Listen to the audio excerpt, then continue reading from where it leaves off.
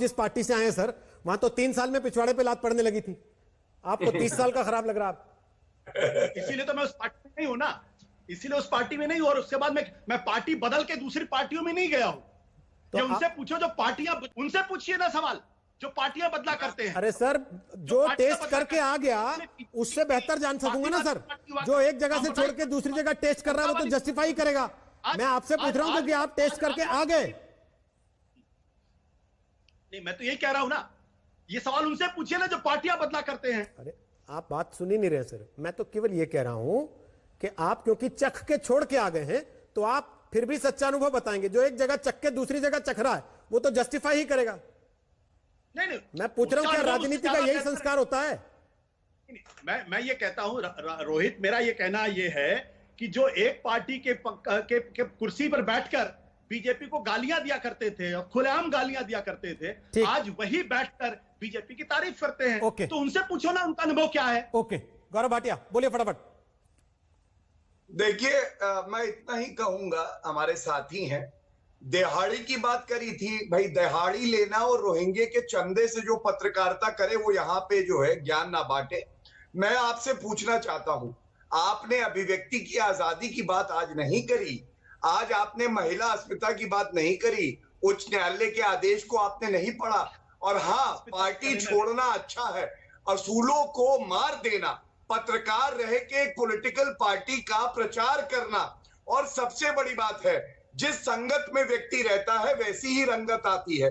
खरबूजे को खरबूजा देख के रंग बदलता है। और इसीलिए आशुतोष जी से ज्यादा ये कोई नहीं जानता है जब पत्रकार थे तब क्या करते थे, और आजकल किसी पॉलिटिकल पार्टी के अघोषित प्रवक्ता बने हुए हैं। मेरा सवाल केवल इतना होगा कि कंगना रनौत के खिलाफ जो शब्दों का प्रयोग किया, क्या आशुतोष जी जैसे व्यक्ति उसका समर्थन करते हैं? अरे 30 साल हमारे साथ रहे तो सही थे, आज वो क्या कर रहे हैं इस पे चर्चा आप करेंगे या नहीं करेंगे? ये बड़ा सवाल है। और रोहित जी, एक बात और कह दूं, मेरे ऊपर टिप्पणी कर रहे हैं आशुतोष जी, मुझे गर्व है कि मैं एक गंदे नाले से निकल के आज पवित्र गंगा में आ गया हूं और मुझे भारतीय जनता पार्टी में सेवा करने का मौका मिल रहा है। इसकी आप अपनी चिंता करिए, मेरी चिंता छोड़ दीजिए और इस मुद्दे पे बात करिए। ओके, आशुतोष बोल लीजिए फटाफट, फिर संजय राउत ने क्या कहा वो सुनवा देंगे जल्दी से। आशुतोष।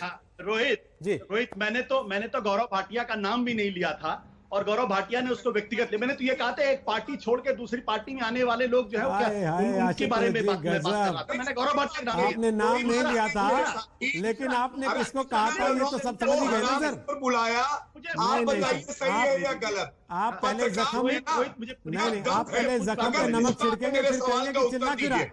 अगर आज की दिहाड़ी की चिंता नहीं है तो बोलिए। बात पूरी कर लेना। अच्छा ठीक है, ठीक है। देखिए, डिबेट कंगना पे है, गौरव भाटिया के पार्टी छोड़ने या आशुतोष के पार्टी छोड़ने पे नहीं है। इस बात को याद रखते हुए बोलिएगा आप दोनों। ओके, लड़ना नहीं। घर की महिलाओं का जिनका मैं सम्मान करता हूँ उनको कोई हरामखोर बुलाए, आप सुन पाएंगे आशुतोष जी? ठीक, बताइए। अब गौरव जवाब दे रहे हैं, अब सुन लीजिए गौरव जवाब दे रहे हैं। 30 सेकंड दूध में बहाने से गौरव जी मन प्लीज, की ताकत नहीं खत्म होती। गौरव जी प्लीज, फिर मैं घड़ी चला दूंगा। देखिए, एक मिनट बोलो, केवल दूसरे की आवाज बंद रहेगी। ऐसा मत कीजिए ना, एक करके बोलिए। अभी गौरव भाटिया जी ने ये कहा कि मुझे इस बात का गर्व है कि मैं बहुत गंदे नाले से निकलकर पवित्र गंगा में आ गया। मैं इनको याद दिलाना चाहता हूं, इनके पिताजी आजीवन उसी गंदे नाले में थे, ये शायद भूल गए इस बारे में। तो जब आप अपने बदल दी मत लाइए, वरना अभी आपके पूरे काशीराम का थप्पड़ पड़ेगा, मुंह पे सही हो जाएंगे, समझे आशुतोष? काशीराम का थप्पड़ दोनों गालों पे पड़ेगा, सही हो जाएंगे। प्लीज भाषा की मर्यादा रखते हुए एक सेकंड रुकिए, दोनों रुकिए। आवाज डाउन कर रहा हूं ये बताते हुए कि कंगना और संजय राउत के बीच में मामला क्यों बिगड़ा। वहां भी तभी बिगड़ा जहां बात यह आ गई कि महाराष्ट्र किसी के बाप का थोड़ी ना है, और संजय राउत ने कह दिया कि तुम्हारा बाप मराठी है तभी तुम मुंबई कर हो सकते हो। अब इसलिए माता पिता परिवार एक दूसरे को इस तरीके की टिप्पणी करने से बचें। संजय राउत का बयान सुनवाते हैं, उसके बाद वापस आते हैं। 2 मेहमान और हैं, उनसे भी बात करेंगे। सुनवाते हैं संजय राउत ने क्या कहा कंगना रनौत के मामले को। और बड़ा हो गया, हम सब लोग यहाँ जो आते हैं, बाहर से भी आते हैं, मुंबई में महाराष्ट्र में बसते हैं, हमने किसी को नहीं कहा कि आप बाहर जाइए। आप हमारा इतिहास देखिए, आप मुंबई में आइए, आप महाराष्ट्र में आइए, आप काम करिए और मुंबई और महाराष्ट्र को अपना मान लीजिए। यही हमारी भूमिका रही ना, और क्या है। आप मुंबई देखो, लाखों प्रवासी मजदूर बाहर चले गए लॉकडाउन में। हाँ, हमने उनकी बहुत मदद की, और ये लॉकडाउन खत्म होने के बाद लाखों प्रवासी मजदूर वापस मुंबई महाराष्ट्र में क्यों आ रहे हैं? क्यों आ रहे हैं? उनको विश्वास है मुंबई के बारे में, महाराष्ट्र के बारे में, हम सब के बारे में। एक विश्वास और श्रद्धा बहुत बड़ी चीज होती है अपने शहर के बारे में, अपने राज्य के बारे में। अगर आपको विश्वास ही नहीं हमारे ऊपर, तो जो आता है वो वापस जाता है, वापस नहीं आता। लेकिन सर, राजनीति तो संवाद का नाम है, और आपसे बढ़िया संवाद करना शायद कोई जानता हो। तो आप लोग क्यों नहीं कंगना से संवाद कर सकते हैं, बातचीत कर सकते हैं? इसमें क्या? देखिए, आपके दिमाग से कंगना का वही निकाल दीजिए। महाराष्ट्र में 12 करोड़ लोग रहते हैं। अगर किसी को लगता है कि मुझे तमाशा ही करना है किसी व्यक्ति को महाराष्ट्र में, तो करते रहेगा, उसके पीछे हम क्यों भागे? आप जो मीडिया है, 30 साल पुराने अपने दोस्त के बारे में जिस कटु भाषा का इस्तेमाल किया गया है वो अच्छा है। ये इस बात को दर्शाता है कि आप अपने दोस्तों के साथ और भाइयों के साथ किस तरीके से आपका बर्ताव होता है अगर आपके रिश्ते ठीक नहीं होते हैं। मैं खाली इतना याद दिलाना चाहता हूं कि ये वही शिवसेना है आप जिसने जिस उत्तर पार्टी में प्रदेश निकले हैं सर, और बिहार वहां के तो लोगों 3 साल में बिहार के लोगों को जिस पीछे तरीके लात से मारने पिटाई लगे की- थे लोग। नहीं, मैं ये कह रहा हूं, ये एक सेकंड गौरव जी प्लीज बीच में नहीं, वो आपके बीच में नहीं बोले, वो सुनते रहे गौरव जी आपकी बात को। ये वही शिवसेना है जिसके साथ बीजेपी कंधे से कंधा मिला के बैठती थी और उत्तर प्रदेश और बिहार के लोगों की जमकर पिटाई होती थी। वहां पे स्कूटर चलाने वालों की पिटाई होती थी, वहां पे रहने वालों की पिटाई होती थी, वहां गरीब मजदूरों की पिटाई होती थी।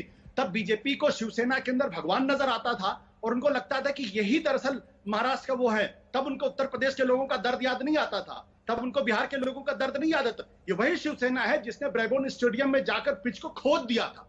तब मैं कहता हूं कि आज आप कुछ शिवसेना के बारे में अनाप शनाप बातें करते हैं तो जरा अपना 30 साल का इतिहास भी देख लीजिए। जहां तक कंगना की बात है तो कंगना की पूरी सहानुभूति हो सकती है। बदले की भावना के साथ उनके घर के एक हिस्से को तोड़ने की कोशिश की गई, तोड़ा गया, ये भी सच्चाई है।